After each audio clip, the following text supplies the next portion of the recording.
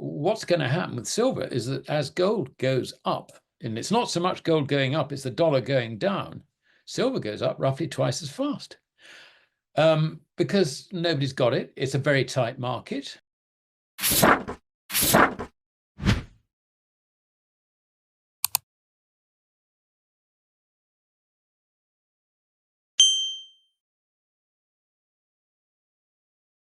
So, I mean, I would say that the investor demand for silver has actually been extremely low, not just in this country, but also elsewhere. I mean, we've had India has upped its imports hugely. Why? Because they're making solar panels. I mean, they're trying to compete with China. This isn't investor demand. The investors haven't really got in there yet. I mean, the idea that investors buy silver, if this was really true, it would be more priced as money than it is at the moment. It's just purely priced as an industrial metal. And if you look at the gold-silver ratio, I mean, as we speak, it's 83.9 times. Now, when you bear in mind that the ratio, if you like, when silver was money was around about 15 to 1. And if you go back to Diocletian, it was 12 to 1, which is interesting, which is roughly the proportion, I think, of silver to gold in the Earth's crust. I mean, basically, what's going to happen with silver is that as gold goes up, and it's not so much gold going up, it's the dollar going down, silver goes up roughly twice as fast. Because nobody's got it. It's a very tight market. The bullion banks are getting squeezed, something horrible. They are not quite as squeezed as much as they are in terms of the total market as they are in the gold contract, because in the gold contract, the mines aren't really hedging their position. Mine management, which actually has stuff which comes out, and they've got enough cash flow in order to pay the wages and all the other expenses, they're not going into the market and hedging the gold price. But when it comes to silver, a lot of them do, for the very simple reason that most silver doesn't come from silver mines. It comes from copper mines, from nickel mines, from lead mines, and gold mines. So you can see that this is silver, if you like, is something on the side, and you're not really interested in what the price of silver is. So what you'll do is you'll sell it forward into the market, and this is what they're doing. So the swaps and bullion banks aren't, they're not in quite the same position that they are with gold. But that said, the liquidity in the silver market is extremely tight. And it's not going to take very much investor demand to drive it a lot higher. Now, I think I said earlier that silver, popped up and had sort of broke into new high ground. I mean, new high ground since 2012. The chart pattern under it is immensely bullish. I mean, make no mistake. This, once it clears the 32.5 level, I don't see very much to stop it going up to 50. So, that's just reading the chart. That's just reading the chart. I'm not the only person who will be reading the chart that way. So you can see that, we're getting pretty close to a position where there's likely to be an avalanche of demand by investors who do not have silver. And they don't have gold either, incidentally. I mean, the amount of gold that anybody owns is really very, very low on average. I mean, we're talking about what, 1% of portfolios or something. I mean, it's peanuts, when really you should be seeing an average of somewhere between 5, 10, and even 15% if you're really, sort of worried about the future. Where's that going to come from? I mean, it's just not there. And it's interesting because if you look at the ETF demand, physical ETF demand, it's turned around from net sellers over the last 4 or 5 years. They're now beginning to be net buyers. And where are they going to get it from? It's not there. It's not there. So I think we've got a squeeze on the system here, which actually could be life-threatening for some of the weaker members in the system. I mean, what you're saying about being in deficit for the last 4 years, I mean, that's basically something that the Silver Institute has pointed out in the tables which it accompanies its annual reports. The way they lay these tables out, you see there's a sort of, the gap, as it were, between visible demand and visible supply, which is like that. They pencil in a number which is investment, and it's not investment at all. I mean, quite a lot of this is industrial stockpiling, actually. And the problem with silver is that any industrial stockpiler, the idea that they might try and push the price down because it's in their interest to have a lower price, they're too frightened to do it. They don't want to do that because they'd lose it and they don't get it back. They know that. I mean, as far as demand for gold and silver, it's really all in the futures market at the moment. I mean, we see not a lot of demand overnight from Asia now, but quite clearly the pairs trade, by which I mean what the hedge funds do is they buy gold, sell dollar, or or sell gold, buy dollar. They never take delivery. They're just literally out of one, in the other, and then they reverse it.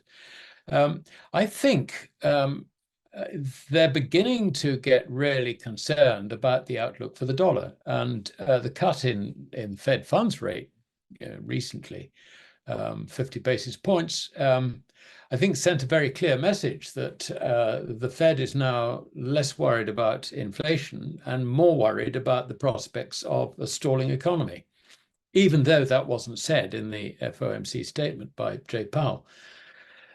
So on that basis, and also if you look at the chart for the dollar's trade weighted, there's something called a death cross, which is very, very bearish. Basically, what a death cross is you get the price underneath the moving averages, with the shorter moving average, in this case, we're looking at the 50-day, 55-day moving average, crossing down and accelerating now under the longer term 200, 250-day moving average. Now, what that tells you is that the dollar's trade weighted is very definitely in a bear market. And I think when the 100 figure, I mean, at the moment it's at 100.5 or something, when that 100 figure gets broken, I think all hell's going to get loose. So what the hedge funds, the pair traders, are doing is they're anticipating this event. So this does give us the potential maybe for, if we get a little bit of a bounce in the dollar, perhaps you will see the gold futures values ease. So there could be a little bit of a correction, but I don't think it's going to go very far, because actually what these pairs traders are doing is they're not so much buying gold futures, but they're selling the dollar. Now, this is a very, very important distinction. That's what they have in mind. They don't want to have the dollar. They think the dollar is going down. And, they can go and buy sterling. They can get, which they have been. I mean, sterling's been pushed up to 134-ish, something like that. They can buy the euro, they can buy the yen. And the yen's had a good little run today, which has undermined the Japanese stock market. But the principal thing, because all those currencies have the same problem as the dollar at the end of the day. So the principal way out of the dollar actually is to just get the hell out of credit, which is what the dollar is, and go into real money, which is what gold is. And of course, silver, with a gold-silver ratio, as I look at it at the moment, around about 84, this is way underpriced relative to gold. So, silver was breaking out into the highest levels since the middle of 2012. Yesterday, it breached the 32.5 level. I mean, it's drifted back today, but do we take this seriously? I mean, basically, ahead of the weekend, there are always people who don't want to have open positions over the weekend. So, if you're short dollar, long gold, you've got a profit. what you do is you take your profit and you say, right, Monday's another day. And consequently, we got gold, which has been as high as 26.85, I think. It's now drifted back to a little bit under 26.50. Silver from that peak, it got up to 32.70, I think, and we're currently 31.51. I mean, this is ahead of the weekend markdown, if you like, and perfectly normal, nothing to worry about. So that's roughly where we are. I think it's, the key points are that the demand at the moment isn't so much from the Far East or Asia. I mean, they're still taking out physical when they can.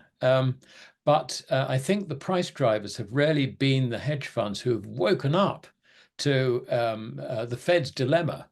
And the Fed has chosen to, try and deal with prospects for a falling stock market, a declining economy, rather than tackling inflation. Inflation has not gone away. That is going to continue to be a big problem. I mean, first of all, I just want to correct what happened in the great financial crisis is that everybody went for safety. Now, in those days, safety wasn't gold. Safety was the dollar. And the result was that gold fell from over $1,000 an ounce down to, I think, something like 680, really quite quickly. But, once that initial shock had passed, gold started powering up, and it was hitting new highs for the next 2 years and ran up to a high of 1924, something like that. I think that was September 2011. So this is fundamentally different. Now, you're right, we don't have a visible crisis at the moment, but there are a number of things in the background which, just because it hasn't sort of hit the headlines, we are aware that there are problems. We look at the central bank's balance sheets. They're heavily into negative equity. We look at the situation for the commercial banks. They are highly leveraged and therefore vulnerable to any shock. We have inflation is a continuing problem. And if you look at the budget deficits, and particularly if we get a downturn in the economy, they're just going to run away. I mean, and that is the source of inflation.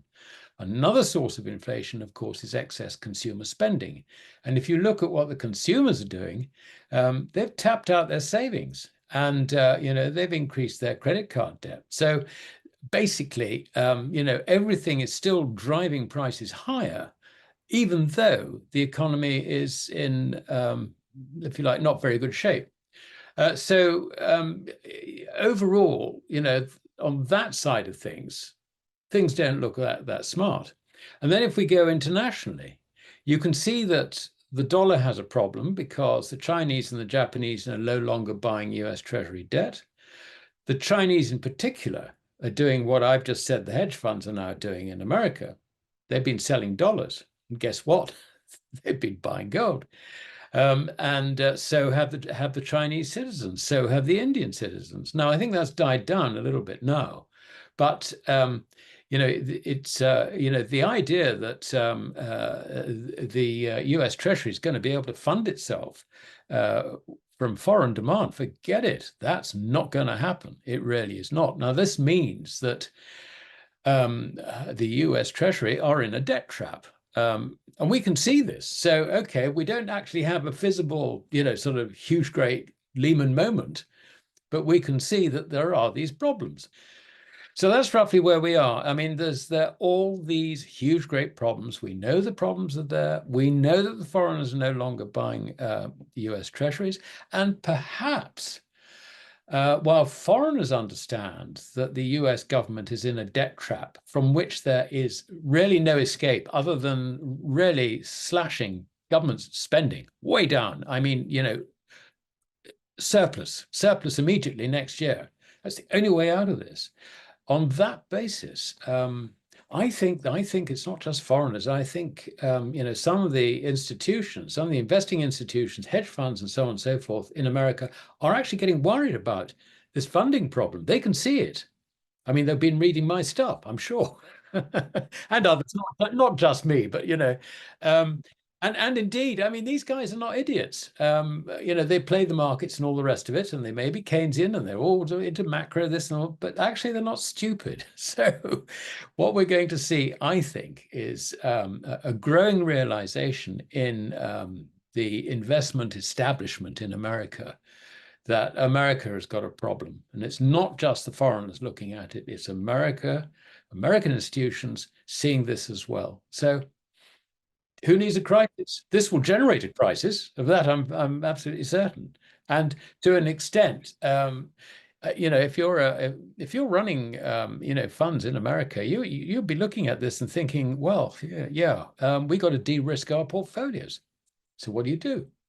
Get out of credit. Get out of credit. That's my new mantra. And the only way you get out of credit is to get into real money. And guess what? Real money is physical gold, either in possession or held, if you like, by a reliable custodian out of the banking system on your behalf.